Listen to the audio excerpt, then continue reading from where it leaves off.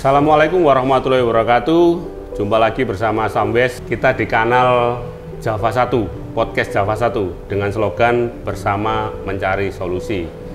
Kita akan bersilaturahmi dengan seorang yang luar biasa. Beliau guru saya, dosen saya di UB.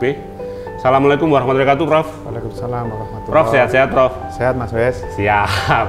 Sehat, Prof, jadi kemarin kita ketemu sama teman-teman sesama warga Kota Malang dan teman jurnalis. Jadi kita mencintai Kota Malang, ingin memberikan solusi di Kota Malang. Nah, ketika ingin memberikan solusi, berarti kita berpikir apa yang perlu diberi solusi. Nah, teman-teman akhirnya menemukan ada yang namanya Islamic Center. Gitu ya, Prof ya. Nah, yang seperti yang kita ketahui, Islamic Center sampai saat ini itu kan belum diaktifkan atau mungkin belum digunakan secara maksimal.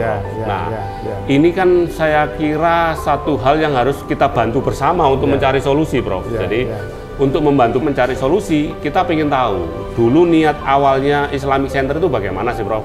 Nah, ternyata teman-teman itu banyak bercerita, oh ini yang tahu ceritanya Prof Bisri. Prof Bisri ini adalah akademisi dari Fakultas Teknik Universitas Brawijaya, satu alumni sama saya, Prof. Saya Fakultas Cocok Tanam, Prof. Pertanian.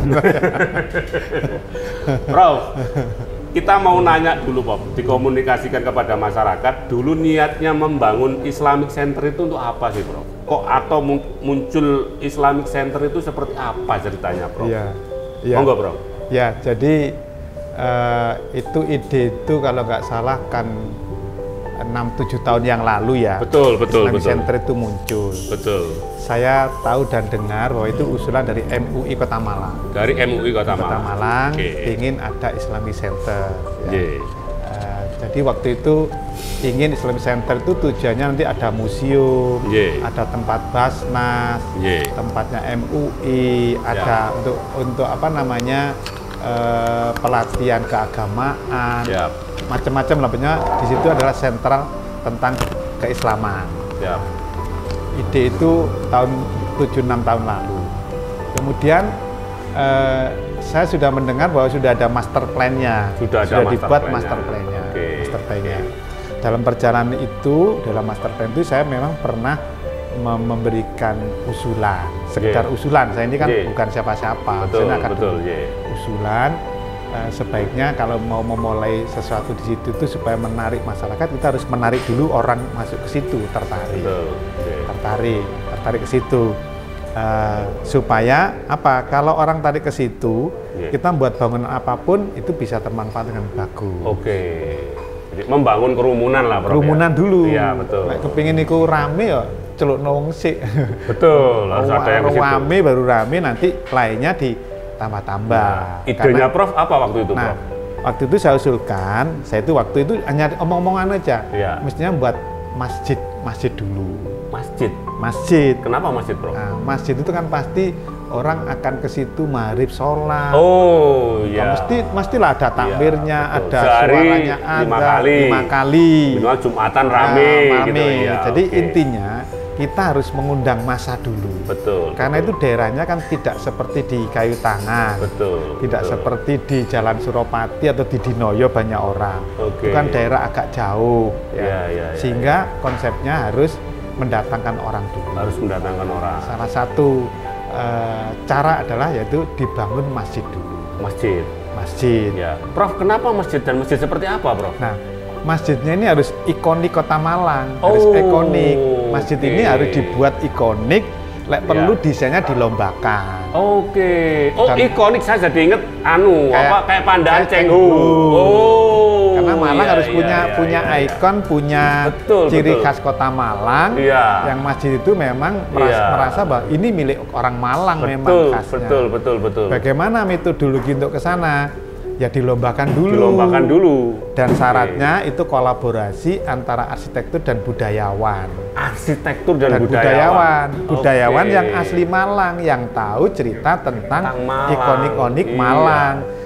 Dikolaborasi dengan para arsitektur, sehingga nanti ini budaya Malangnya muncul masjid itu. Saya juga nggak tahu kayak apa ya. Nanti kan ada tim penilainya. Nah, tim misalnya dilombakan. tim itu minimal harus ada budayawan dan harus ada arsitektur tim itu. Betul. Nanti dicek oleh juri bener nggak, mana KTP-nya, mana kompetensinya. Kalau oke, silahkan ikut kompetisi. Betul. Nanti dari situlah muncul mana yang cocok sesuai dengan ikonik Kota Malang. Nah itu nanti di branding. Begitu menang, pemenangnya di branding dulu. Nanti akan dibangun ini, baru didetail desainkan. Betul. Ini para pemirsa, sekali lagi para pemirsa, ini sebuah ide brilian di mana ada semacam wisata masjid begitu ya, Prof ya. Tapi bukan hanya sekedar wisata masjid, wisata religi. Intinya adalah bagaimana mengkolaborasikan arsitek dengan kebudayaan lokal. Kayak Wali Songo. Serius, kayak Wali Songo. Wali Songo itu dulu masuknya Islam karena pendekatan budaya. Terus jangan disalahkan Wali Songo. Memang baru ngeh kalau begini. Oke. Kalau itu kan kita banyak budayawan kita di Malang yang asli Malang kan tahu karena sejarah. Budaya di Malang kan apa ya, luar biasa budayanya. Arsitekturnya kolaborasi. Jadi ikonik, menarik orang, di blow up, di branding, orang akan datang. Itulah kenapa Profesor Bisri mengusulkan masjid dulu. Bukan hanya sekedar masjid, tapi masjid yang mampu ikonik, mengkolaborasikan arsitektur dan budaya. Budaya Malang. Biasa. Kan Demak punya khas, ini Masjid Demak. Arab Saudi punya khas masjid Arab Saudi. Kenapa Malang nggak punya masjid yang khas Malang? Siapa yang menyalahkan? Nggak salah, Wali Songo aja melakukan itu. Ini kan dakwah. Betul. Jadi harus sesuai dengan zamannya. Betul. Dan asimilasi akulturasi ini memperkuat kerukunan. Jadi bagus. Luar biasa. Saya yakin nanti akan datang orang ke situ, foto-foto, dikai spot-spot foto. Jadi bangun masjid itu tidak hanya sekedar agar dibuat orang muslim gitu ya untuk sholat 5 waktu, tapi untuk ada kawasan wisata budaya yang ikonik. Terus ditambah, selain ikonik ditambah green masjid. Green masjid, bukan warna green. Bukan masjidnya warna hijau gitu, Bro. Green masjid itu sama dengan green infrastruktur. Green masjid itu misalnya jangan banyak AC. Jadi sirkulasinya diatur, pencahayaannya diatur supaya itu jadi seger tetapi alamiah. Green ya. Lingkungannya banyak tanaman-tanaman yang khas Malang, ditumbuhkan di situ. Jadi di situ begitu asrinya tanamannya, lingkungannya asri. Masjidnya adalah green masjid. Misalkan nanti lampunya pakai solar cell. Jadi kita mengurangi emisi karbon. Kita pakai listrik itu pakai solar cell. Semuanya pakai green. Teman-teman arsitektur kan udah tahu konsep green arsitektur. Jadi yang dimaksud green masjid itu bukan masjidnya warna hijau, tapi secara filosofis mulai dari arsitektur, teknis, ekosistem yang dibangun green. Jadi orang kesana tuh begitu lihat tanamannya antik-antik gitu ya. Tanaman sing nggak usah nanam kecil, langsung besar. Beli yang besar-besar kan nggak apa-apa, asalkan bener. Langsung tanam, langsung ditoto begitu, nanti 6-7 tahun udah tumbuh rindang. Orang jadi lihat itu, wah, lampunya terang. Jadi kayak di Mekah itu terang, tapi kan bagus. Kalau Malang kelihatan, waduh. Jadi memang masjid bukan sembarang masjid ini, gitu loh. Ada budayanya, ada tekniknya yang bisa dipelajari, ya Prof ya. Bukan masjid ecek-ecek. Ikonik green masjid. Kalau gini masuk, Prof. Tadi saya di awal, kenapa kok masjid gitu loh pilihannya. Kalau gini masuk. Dan Kota Malang belum ada wisata masjid kultural seperti ini. Nah, nanti setelah orang masuk banyak, baru kita memberdayakan UMKM. UMKM pun nanti ruang-ruangannya ikonik, didesain khas Malang.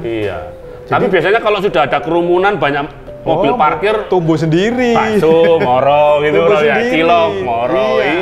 Nanti pasti harus ditata biar tidak liar. Nanti Basnas pasti mau di situ, MUI mau di situ. Lama-lama banyak orang di situ karena adem ayem. Setelah saya kerja, azan sana delok, makan udara seger sekali. Iya toh? Betul. Udaranya dingin.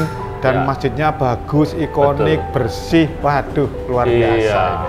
Kalau begini berarti nasib Islamic Center itu sebenarnya cerah. Tapi kalau saya lihat sekarang, kenapa teman-teman ngangkat Islamic Center?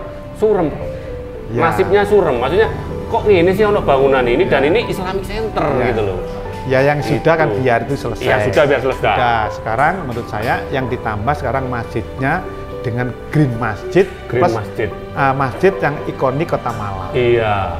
Kolaborasi arsitektur dan budayawan untuk mendesain itu kawasan. Ya kawasannya ya masjidnya. Iya. Teknologinya Green Masjid. Green Masjid. Semua adalah energi yang tidak merusak lingkungan. Luar biasa loh, Bro. Solar cell. Saya merinding denger itu. Maksudnya visi cita-cita yang sebesar itu loh. Maksudnya kan ini kalau ya nyun sewu, kalau jadi kan yang menikmati bukan hanya umat muslim. Enggak. Siapapun boleh jualan, siapapun boleh datang, kan begitu, Bro. Iya, kita kan negara Republik Indonesia yang Bhinneka Tunggal Ika. Betul. Terus terang, Prof, ketika saya dan teman-teman memandang Islamic Center itu adalah kita seolah-olah yang mendapatkan manfaat hanya muslim atau Islam gitu. Tapi dengan begini kan ternyata enggak. Ini mereka semua mendapat manfaat. Foto-foto kuliner di situ dengan lihat khas Malang. Betul. Kan bagus ini. Luar biasa, Bro. Hebat, bukan bagus ini. Harus segera dilombakan ini. Istimewa. Tahun ini super istimewa. Harus lomba itu tahun depan dikerjakan. Iya. Dan yang ikut lomba tidak hanya nyun sewu, mau muslim mau tidak enggak masalah. Silakan loh. Arsitektur gitu. Masjid apa Istiqlal siapa yang mendesain? Orang Prancis. Orang Prancis Jakarta. Jangan melihat anu lah ini. Iya. Kita melihat ini Malang ya gini loh sebenarnya, Prof ya. Luar biasa loh. Toleransinya, binekanya luar biasa. Iya, nggak apa-apa. Saya itu sehingga nanti kalau ini yang benar dilaksanakan, saya yakin Islamic Center itu akan menjadi Islamic Center yang berjalan. Hidup. Iya. Ini kan sayang. Berlanjut sayang. Iya. Pasti orang akan ke sana banyak, pasti akan kewalahan membuat bangunan yang ikonik sendiri. Akhirnya efek dominonya di area sekitar akan luar biasa, Bro. Banyak rumah makan, hotel dan sebagainya. Mengurangi kemacetan juga. Jadi karena problem utama di Malang juga Malang sudah harus digeser keluar. Tidak bisanya di dalam. Harus agak diluar-luarkan itu, dibuat sehingga terpecah keramaian, mengurangi kemacetan yang memang Malang ini sudah seperti ini. Betul. Wah, luar biasa sekali, Prof. Saya sampai merinding, Prof. Saya tak ngopi dulu, Prof. Saya tak minum juga ya. Ya, ini pemirsa, saya silaturahmi mampir di Rokupang. Jadi Rokupang ini kafe yang kita bisa nemuin Prof Bisri sewaktu-waktu kalau enggak ada acara ya, Prof ya. Prof Bisri juga luar biasa. Saya sering berdiskusi, minta saran. Pemirsa, terus terang ketika dijelaskan Prof Bisri bagaimana niat awalnya, saya merinding, saya sampai serak gorokan saya. Ini kalau terbangun Green Masjid di mana mengkolaborasikan arsitektur sama budaya, luar biasa itu.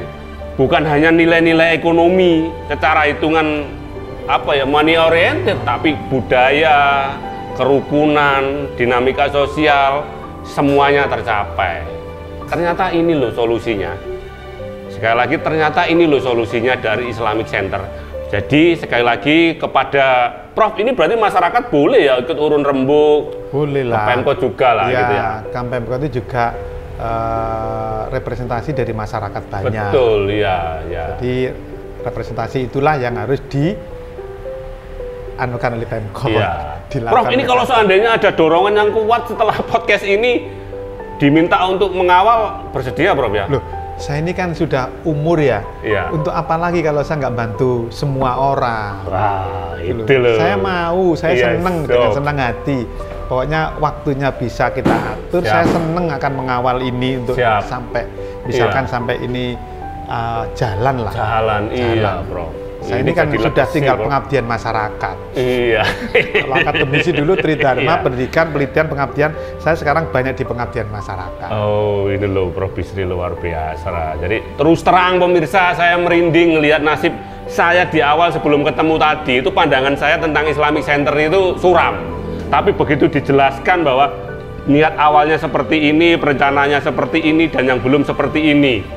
Artinya memang kita harus bersegera, ini Pemkot nih, ayo mari kita jangan sungkan-sungkan, jangan segan-segan, mari kita bersama mencari solusi, seperti slogan di podcast Java 1, luar biasa. Prof, saya terima kasih atas waktunya, dan terus terang saya merinding, Prof. Bagaimana kemudian Kota Malang ini memang belum punya satu wisata religi yang menggabungkan arsitektur dan budaya. Padahal Kota Malang juga terkenal arsitektur zaman Belandanya ya, Art Deco dan sebagainya. Malang itu memang kotanya arsitektur sebenarnya, bener nggak Prof? Iya. Luar biasa. Jadi Prof Bisri sebagai akademisi dari Fakultas Teknik Universitas Brawijaya telah menyampaikan solusinya, idenya. Harapannya mari bersama kita bantu, kita dukung pemerintah Kota Malang untuk menciptakan dan mewujudkan solusi ini. Begitu Prof Y. Prof, saya terima kasih atas waktunya. Sehat selalu Prof, sehat selalu, panjang umur, sejahtera mulia. Amin. Pemirsa, terima kasih. Nanti kita ketemu lagi di podcast Java 1 bersama mencari solusi. Assalamualaikum warahmatullahi wabarakatuh.